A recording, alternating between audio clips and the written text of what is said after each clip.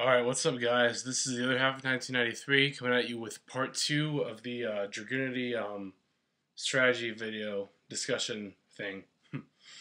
Alright, so in the last video I talked about some of my card choices, choices that I feel should be staples, and some of my personal tech choices, my favorite ones. I guess I didn't really talk about Mind Crush, but Mind Crush isn't really a tech that's exclusive to Dragunities. I just like it as a tech in general, this format. Alright, so now I'm going to talk about card choices that I really am not too fond of, that are either popular or catching on, or some people like. Alright, so I'll just get started. First of all is Dragunity Armo Leviathan. I know I mentioned in the first Hokage 6's deck profile video that I didn't run Leviathan, but I didn't dislike him, and I still stand by that opinion. It really isn't that I dislike Leviathan. I think he's a good card and all, but his main function in the deck, from the testing that I did, seems to be to Triton Dragon OTK, which I think Malefic Stardust just does so much better. The main reason I'm not a huge fan of Leviathan is because of his cost to remove a monster that's equipped with a Dragunity card. I think that's kind of high of a cost. And in the case of removing a Dux with a Phalanx attached, you might as well go for a level 8 Synchro that's stronger and will do more than Leviathan will. I really just don't like Leviathan, mostly because of that removal cost. Otherwise, he's a fantastic card. It's just that, like I said, for the most part, he's used for Triton Dragon OTK, and the cost to bring Malefic Stardust out is simply remove Stardust from the extra deck. It doesn't cost you anything on the field at all. Whereas Leviathan, you would have had to just normal summon a Legionnaire or a Dux in order to fulfill his cost. And I think it is a little steep, especially with Dux and Legionnaire being so important.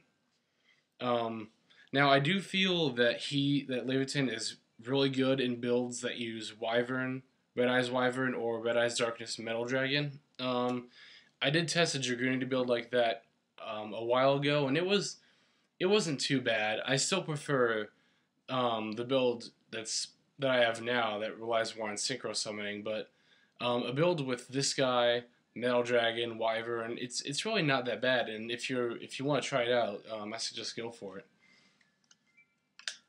All right, now this next card. Miss Stallion.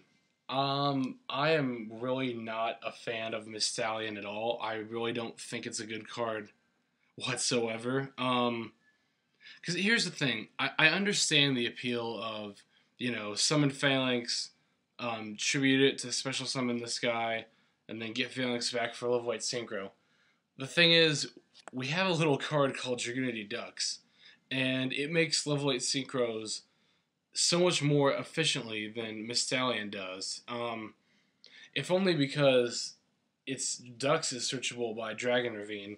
Dragon Ravine's search effect, for those of you who can't read, I guess, is limited to level 4 or lower Dragunity monsters.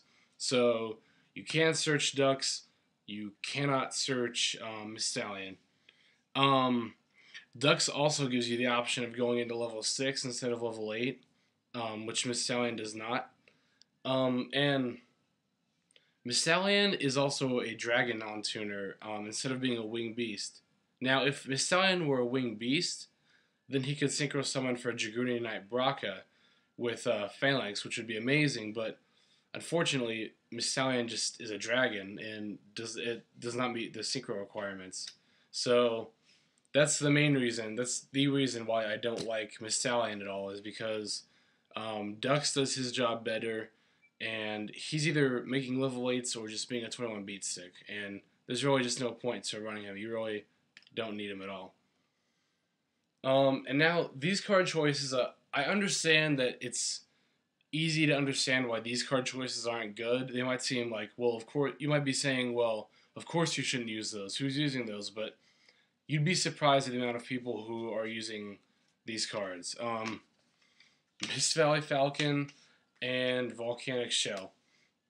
So the idea behind these card choices, the idea behind Falcon is that you can play Ravine, activate its effect, attack with Falcon, bounce Ravine, main phase 2, activate it again, use its effect again. But the thing is, like, any way you could use Ravine in the main phase 2 isn't really going to help you, because you would want to be down with the synchros you put out in the main phase 1. And anything you're going to be doing in the main phase 2 can wait until next turn.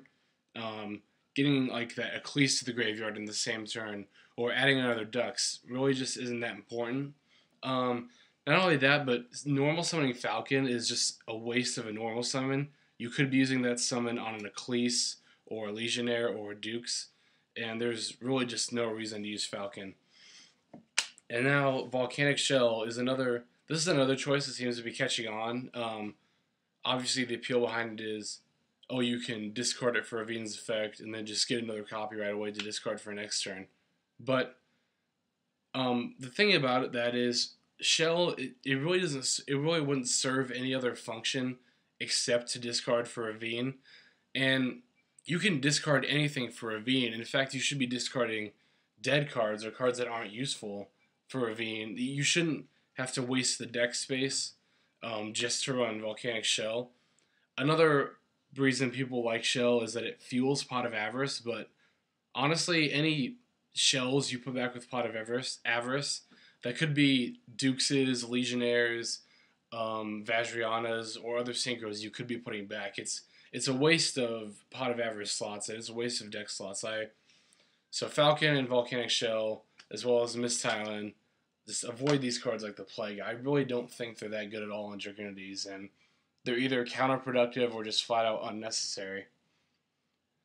So that's about all I have to say for card choices. Now there are some little nifty tricks I've been doing with Dragunities that I've noticed a lot. The main one being Vajrayana.